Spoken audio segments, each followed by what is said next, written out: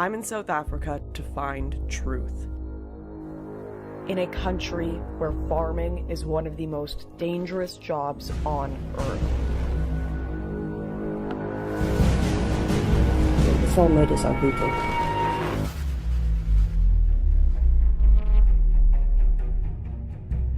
All that went in here came out here.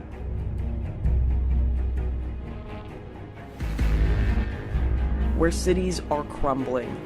The visible deterioration of South Africa. Where the men prepare for civil war. We need to prepare for whatever is coming. A hydroponic system, a few thousand litres of diesel there. And the wives fear for their lives. You're not safe. You're never safe. He'll probably come and kill us. Where leaders and criminals stand hand in hand.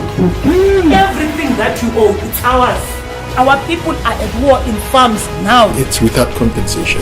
A nation at boiling point. But there is a genocide coming in South Africa. Within 5 years, a civil war will begin in South Africa. And I'm here to tell you why. After the end of apartheid in South Africa, Nelson Mandela's African National Congress was hailed by the world as the leader in the creation of a new socially just progressive rainbow nation, a place where all races would coexist peacefully under a prosperous and fair communist system. But in recent years, we haven't heard much of this idyllic, progressive Garden of Eden at all. In fact, the international press doesn't speak of South Africa's political situation very much at all. And when they do, the stories stand in stark contrast to the idea of a rainbow nation. My conversation with farmers and many of the country's white minority made South Africa seem like a nation on the verge of total collapse. So I decided I would try to at least have a conversation with a representative of the ANC in an attempt to understand what they believe is going on.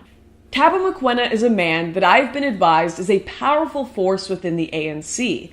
Mokoena is a member of the party's provincial executive committee, has been responsible for the running of South Africa's municipalities, and has been granted multi-million rand contracts by the government in Johannesburg. Here were his thoughts on the current state of the nation. In the past 20 years, we have done very well to try and, build that vision of a rainbow nation, build the economy of our country, compete internationally on businesses, on sports, on culture. There is relative safety in the country. We've got the best infrastructure in the world in terms of our transport systems and even policing and safety and that kind of a thing. In a country with one of the highest crime rates, a failing police force, and some of the worst transport systems in the world, these claims struck me as simply untrue. I was getting the sense that Thabo was giving me a government-sanctioned version of the truth. But nevertheless, I pressed on. Particularly, I wanted to know about what everyone keeps calling the land issue. That being the expropriation or redistribution of land from white farmers to the black population, something all of the country's major parties have promised to do. To an outsider, this sounds just a little unfair and like something that would stand in direct contrast to the Rainbow Nation mantra. So I asked Thabo to explain it to me. So there's been very slow progress in terms of addressing the land or redistributing the land. So we must speed up. And it's not the question that government does not have money for compensation or there is no money for compensation in the system. I think it's just part of the problem is that the bureaucracy is way too slow and then it undermines the good objective. So you need to have cutthroat departments that understand the agency and the plight of the people. When they are required to do their work, they must do it. Are things leaning more towards with or without compensation? I don't know, I'm just curious, yeah. Look, the decision that has been taken, it's without compensation. As strange and radical as the notion of the government simply taking one person's land and giving it to another because of their skin color may sound to the outside world, Tabo's politics actually quite accurately reflect the rest of South Africa's ruling party. Land expropriation without compensation could be carried out at any time, a threat which has only deepened racial divisions here. Many of these farmers are now the 8th or 9th generations of their family to be farming this land, and they have told me they believe this land is worth dying for, which is why I was curious as to what the government planned on doing if white farmers simply refused to give up their land. There's nothing that government can do that is illegal to the farmers. Neither there is nothing that the farmers can refuse, which is law. So they don't have much options. It is not the intention of the ANC to go and grab the land illegally and that type of thing. No. We will do it within the prescripts of the laws of this particular country. And then if it means that the laws of this country are not adequate to address that, the first thing to do is to introduce the new laws that allows us to be able to. But once it's law, no farmer, no person that can come and say that I am going to disobey this law. No, do it at your own peril. So it may be illegal to take the land by force using violence right now, but Tabo seemed to be saying that if whites don't give it up willingly, or if they resist, we'll just change the law to allow us to take it violently. This answer took me by surprise, considering the ANC has done a pretty good job of keeping up appearances. But it seems their politics have strayed further from the Rainbow Nation mantra over the years, as their rhetoric more closely mirrors extremist groups like Black First, Land First, who proudly tout the line, land or death, by which they're referring to the death of white farmers. Black people have been patient enough. We are of the view that we have to fight in order to attain freedom as the black majority in this country. And the fight has to be located in taking back the land and expropriating it back into the people, in seizing the means of production and expropriating everything, or rather redistributing everything equally. And a society that would embody a value system that puts black people first will have to be attained through confrontation, unfortunately, because our people have waited for so long, right? We've waited for so long and nothing is happening in terms of changing our lived experience. So it's very important to have a movement such as BLF who's going to say, we don't want your handovers. We don't want you to feel pity for us.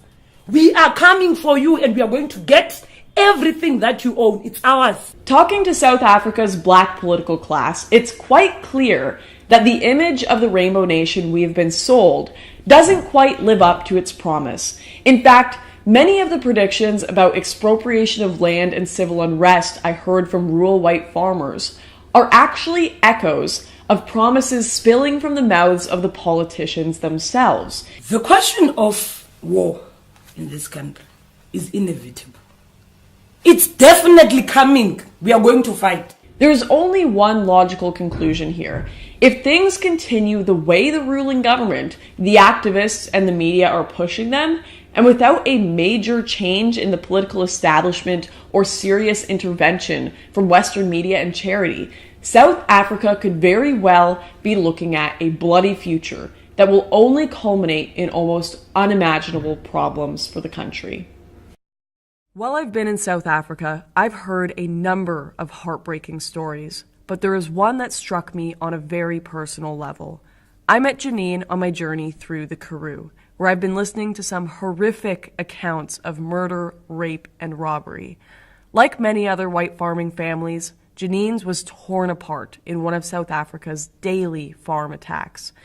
I sat down to hear her story firsthand. We are now third generation on this farm, third generation. My grandfather farmed here until he died of a heart attack.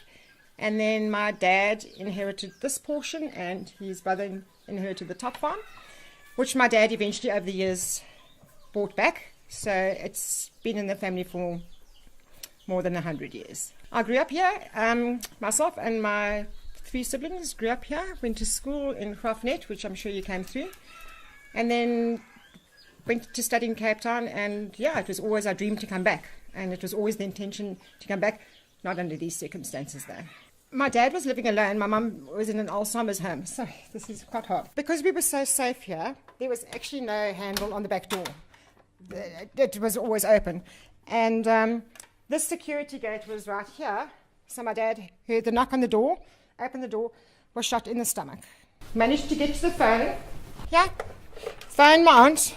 Said, I've been shot in the stomach. Put the phone down, phoned our neighbour. And while he said to Jeremy, I've been shot. And while he was on the phone to Jeremy heard the shots. Just kept going. And there was one shot that ricocheted against that wall.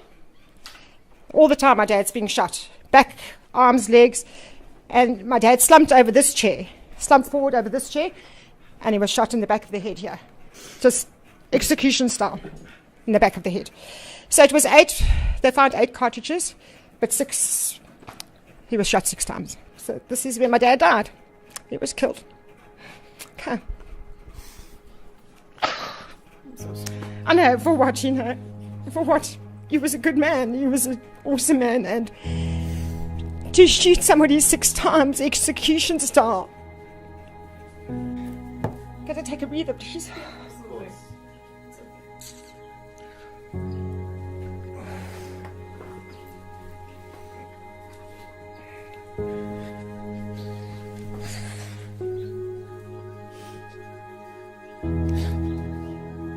You think it gets easier, and it never does, unfortunately.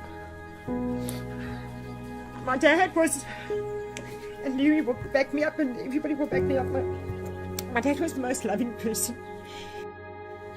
He would literally give you the shirt of his back to help you. There were so many farmers, and Louis knows, that were battling, that my dad would say, here, use my back end to get on your feet. Do that. And to cold-bloodedly just kill him. So all they took, about 20,000 rand in the safe. They took that, helped themselves to food in the fridge, and then hit the road.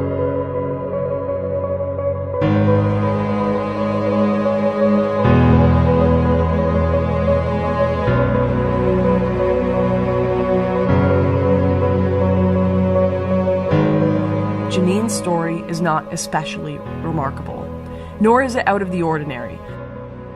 What is remarkable is her resilience. Like many of her people, Janine has returned to the farm where her father was killed to rebuild her life in the face of unspeakable horror.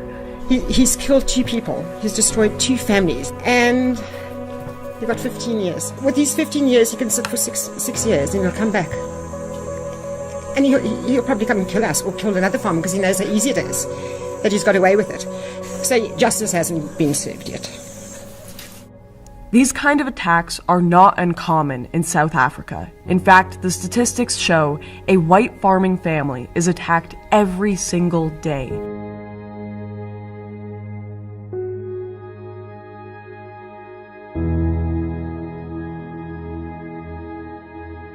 Just getting worse and worse and worse.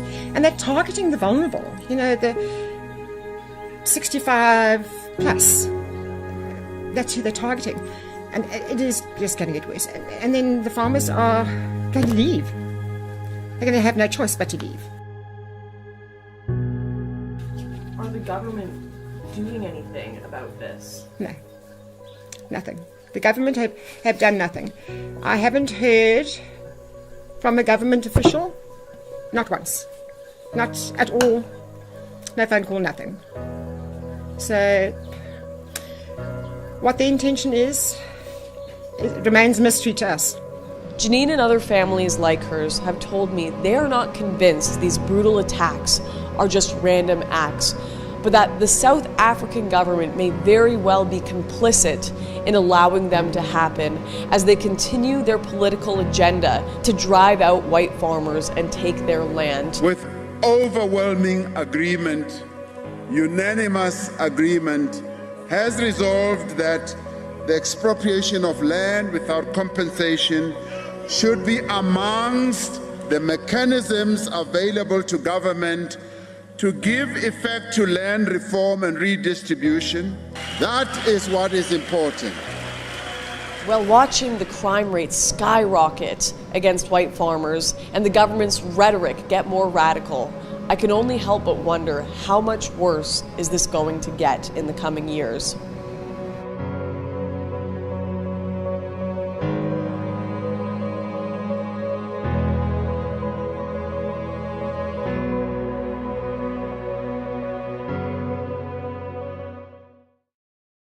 In South Africa, you have families right now, young girls, I just saw a picture that just is burned into my mind, having their lips cut, Joker style, up to their ears. 4-year-old girls, entire families massacred, crucified, raped, and they're lucky if it makes the local freaking paper here. It's not covered worldwide as some horrific hate crime. It's not covered worldwide as just a massive injustice happening to these people. No. It doesn't get press coverage. It is not talked about at all. So that is why I'm focusing on some of the just horrors and atrocities that are happening against these farmers because of the lack of coverage. Now, there's also a flip side to this. Of course, not quite the level of farm murder attacks, but people here of all races are still murdered and deal with political corruption and everything. But there is, I'm actually going to give you an example for this. In America, a lot of people look at Donald Trump and they say he is a white supremacist, he is hateful, he is going to destroy the country and cause hate and division. That is what the mainstream media headlines say constantly. Yet, has he done any of the things they accuse him of? Has he taken away people's rights? Has he been oppressing certain groups and just stealing their stuff or speaking out against them, how they should kill them or shoot them? Now, imagine if he actually did that. If he actually came out and said, we should be shooting black people, shoot the black people, shoot the black people. You had Republican politicians actually saying that publicly. Imagine if Donald Trump announced today, I'm going to be confiscating all black people's land, their property, without compensation. That would be absolute chaos and madness in the international press. But it happens in South Africa. Literally that.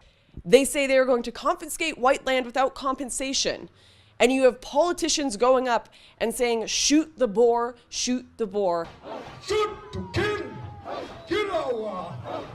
shoot to kill, Nyamasa, kiss the poor, the farmer. They burn tires in the streets and the people and the civilians here say we need to kill the white people, and that is not talked about in the international press whatsoever.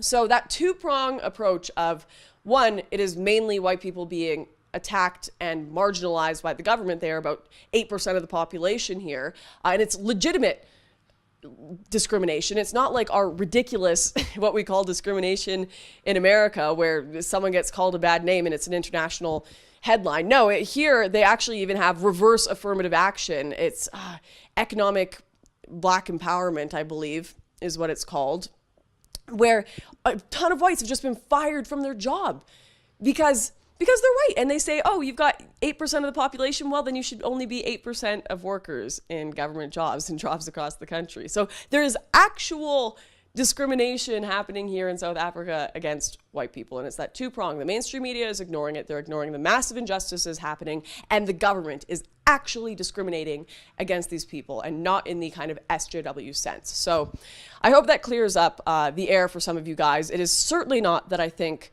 there aren't injustices against other groups in this country. It is certainly not that I think there aren't other important stories involving the entire corruption here and the poverty and just the horrific things happening to all people in South Africa. But I'm focusing specifically on this one story because the other media refuse to report on it. It is politically incorrect to report on it. It is just taboo to talk about. And a lot of you support this channel because I'm willing to talk about a lot of these taboo subjects. So I hope you look forward to the rest of the videos in these series with that context in mind. We've got some great stuff coming forward that really needs to be talked about.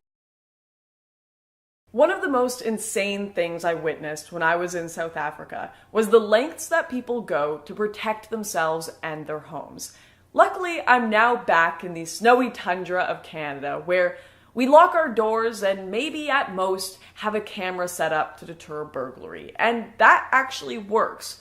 But in the wild west that is South Africa, that kind of negligence is a death wish.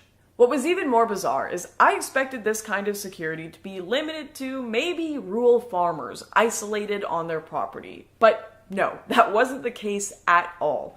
This kind of fortified home was commonplace for your average working class family all throughout South Africa. Everywhere I looked, there were armed response signs. People no longer rely on the police here. They just can't do the job.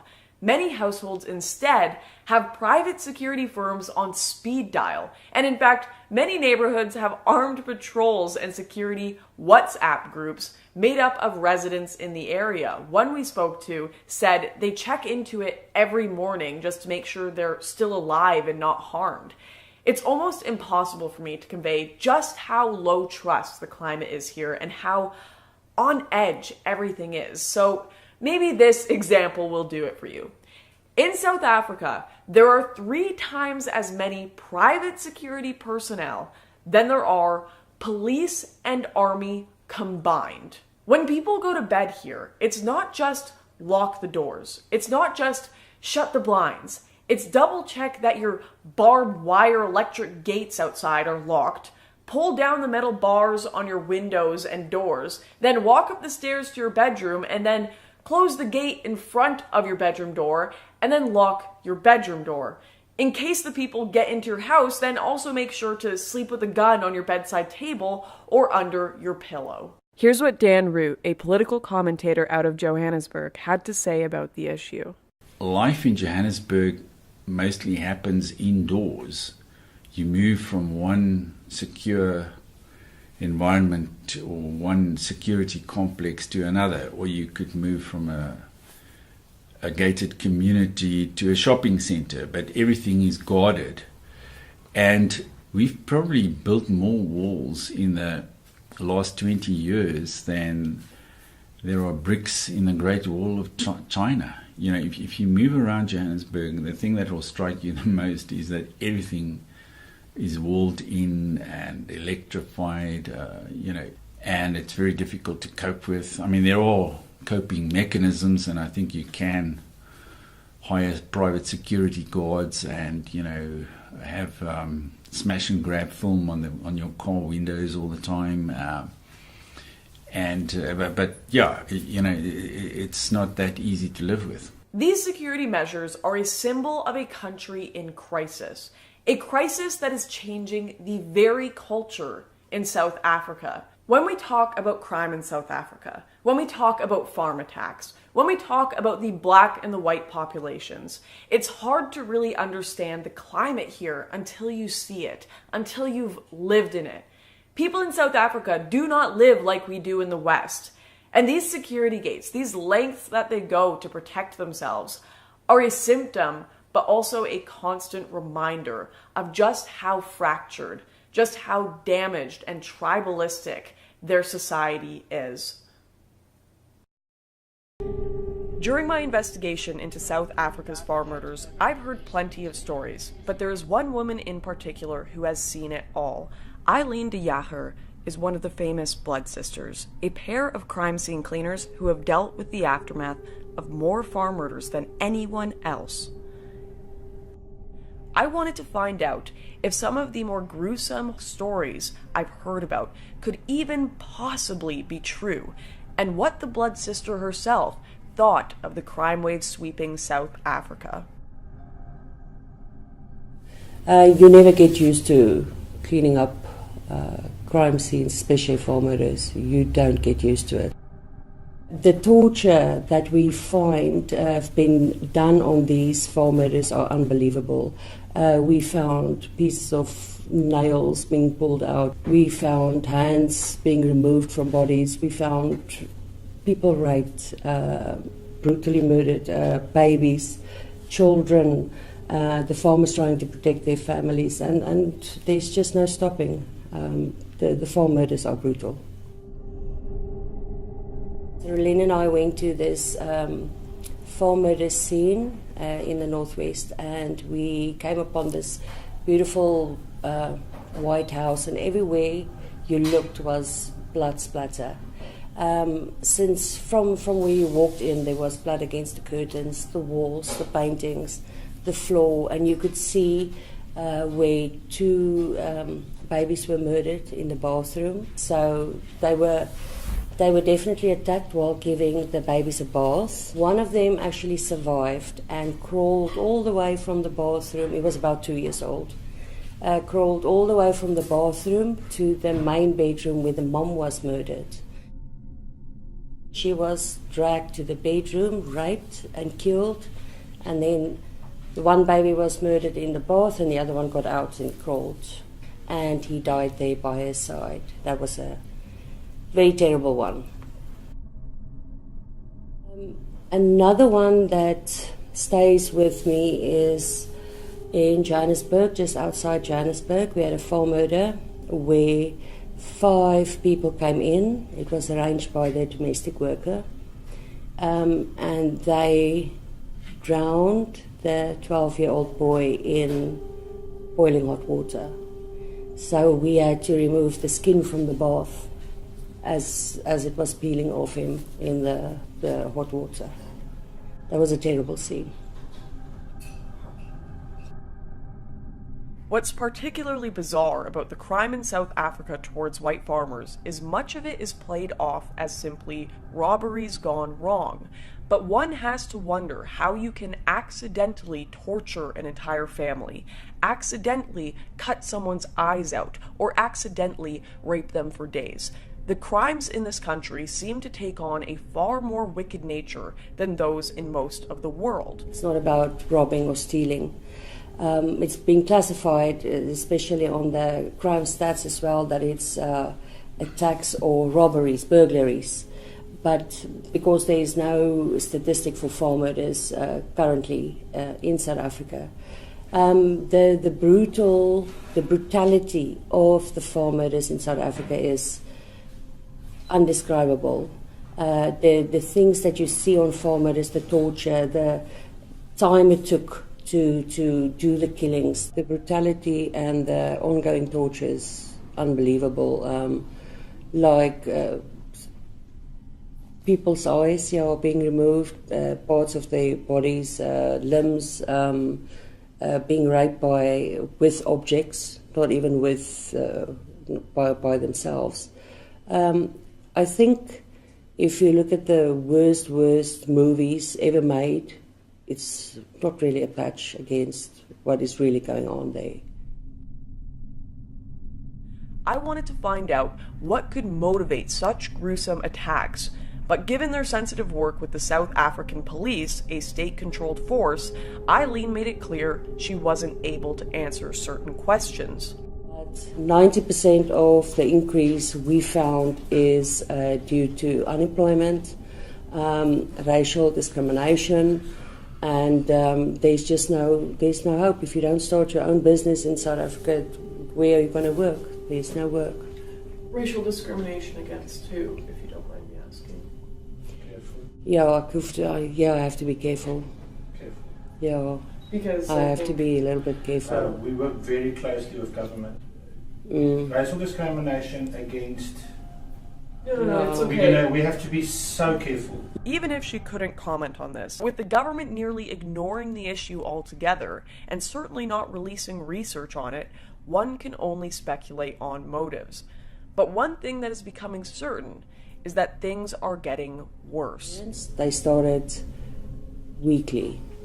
We would get one call a week to come and assist at either farm attack or farm murder. Now it's daily. It's definitely daily. It's increased unbelievably. Hearing these stories from the Blood Sisters is not an easy thing to do. Believe me, I have these just horrific, evil images that they described burned into my memory. But when the South African government refused to publicly discuss this problem and potential solutions to it, and even seem willfully ignorant of it, just playing it off as simple burglaries, we have to do the job that the government and the mainstream media won't and talk about this issue now, because otherwise we are going to be hearing a lot more of these dreadful tales.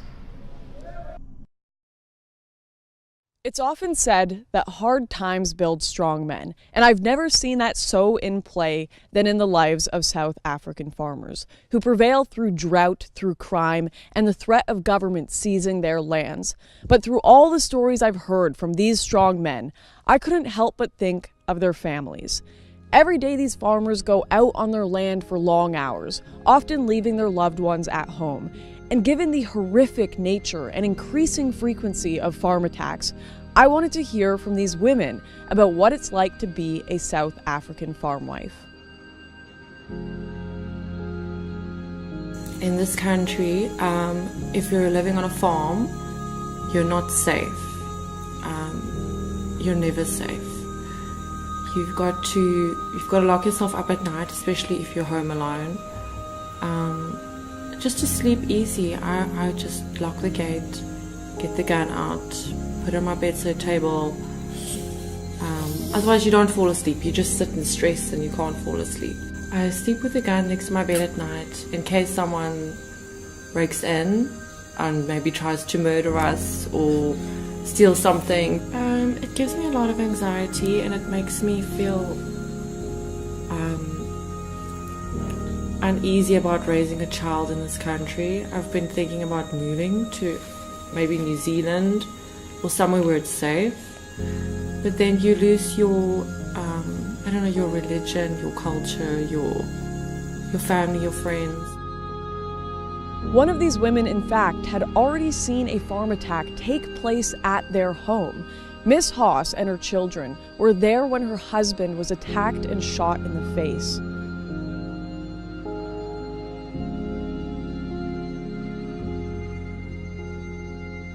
I woke up one morning and heard a terrible noise. My son and my little daughter were in the house, and I don't know why, but I just screamed. It happened so fast. I ran to my bedroom window and I just saw people jumping over the wall, and it was already over. I went outside and I saw the blood. Only then did I realise my husband had been shot.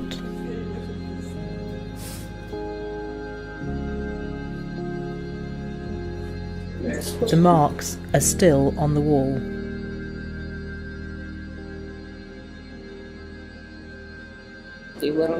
You hear about this every day. There's not a week that goes by without a farm attack.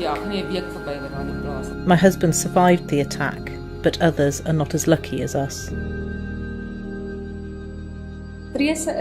During the week, I'm alone here. My kids go to boarding school, and I almost never go out. I always lock everything. It's had a huge effect on my life. My fears are for another attack. My peace has been stolen. I just never feel safe in my own home.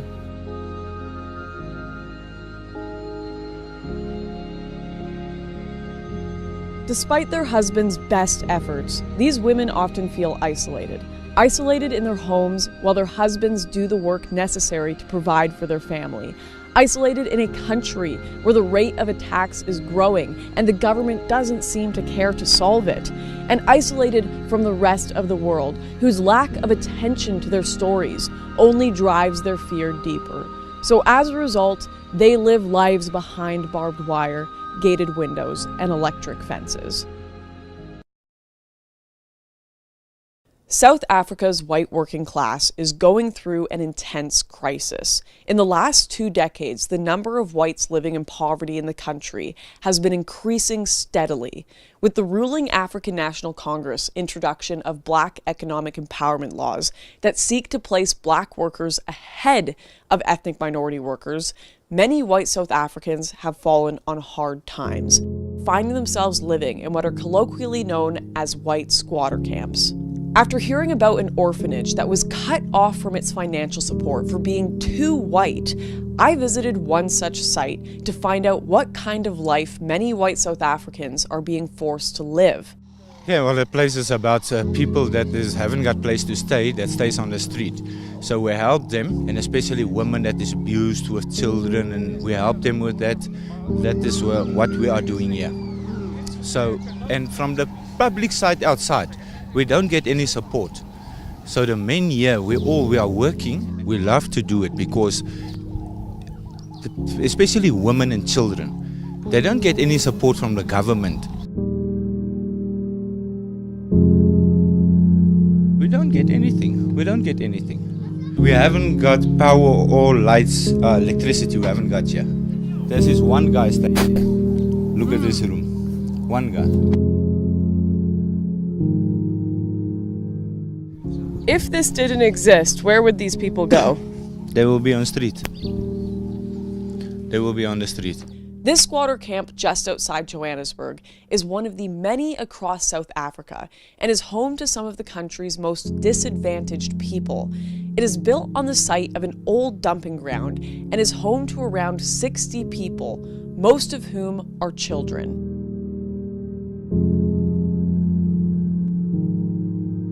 Many of the people who live here have been through some of the worst situations and have been failed by the police, social services, and even charities designed to help South Africa's poorest. Yeah, why couldn't you go to one of the hostels that the government has set up?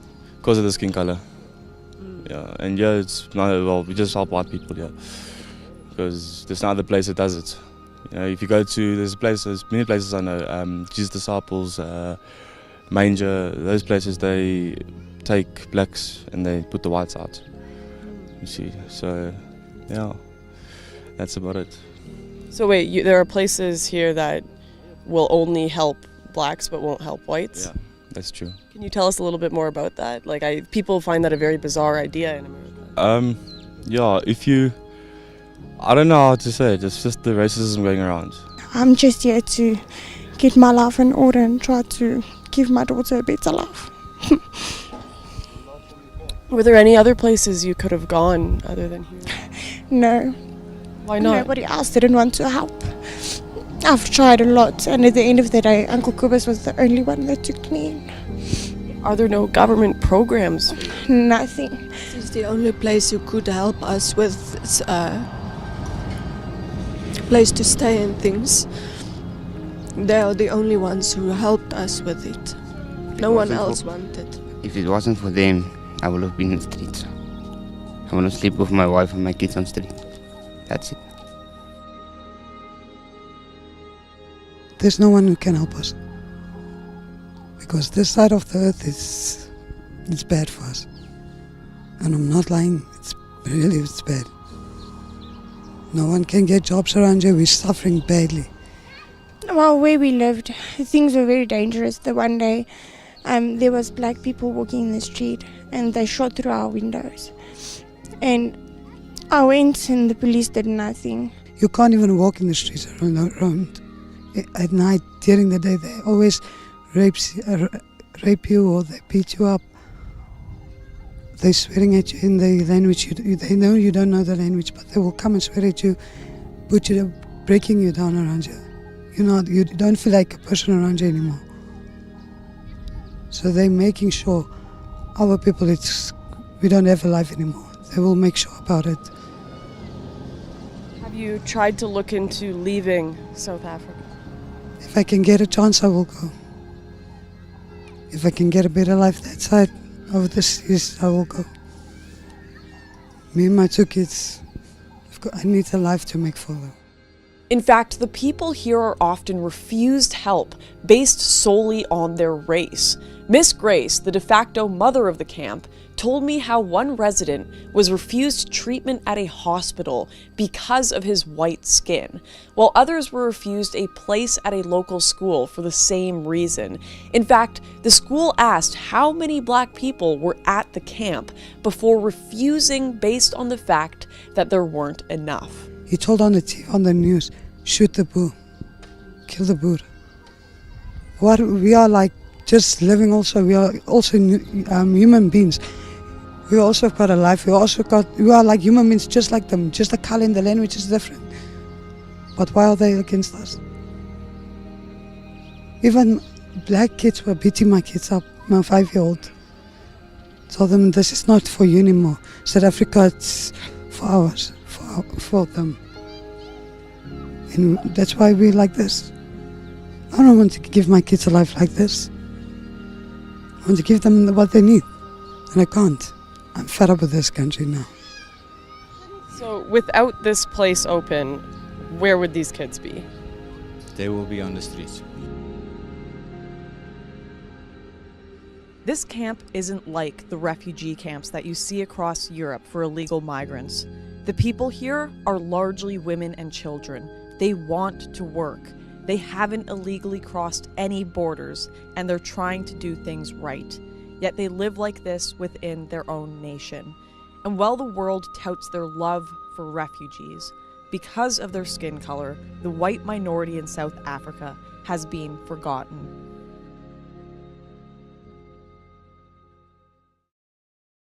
Thank you so much for watching this video. I just wanted to let you know that this is actually just a short clip from a much larger documentary project I'm working on called Farmlands. Now, there are a million ways you can help with this project and spread the word about the situation going on in South Africa. If you want to know how you can do that, go down to the links below or visit farmlands.online. I'll see you next time.